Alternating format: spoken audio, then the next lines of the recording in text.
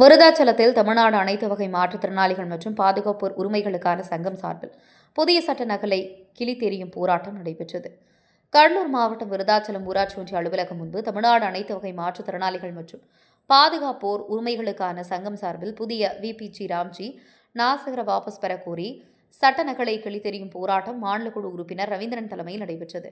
இதில் 100 நாள் வேலை சட்டத்தை ரத்து செய்ய வேண்டும், மாற்றுத்திறனாளிகளின் வாழ்வை சீரழித்த பாஜக மோடி அரசை கண்டித்தும் புதிய விபிஜி ராம்ஜி நாசகார சட்டத்தை வாபஸ் பெற கோரி ஒன்றிய பிஜேபி அரசு மாற்றுத்திறனாளிகளுக்கு விரோதமான கொள்கைகளை தொடர்ச்சியாக அமல்படுத்தி வருகிறது.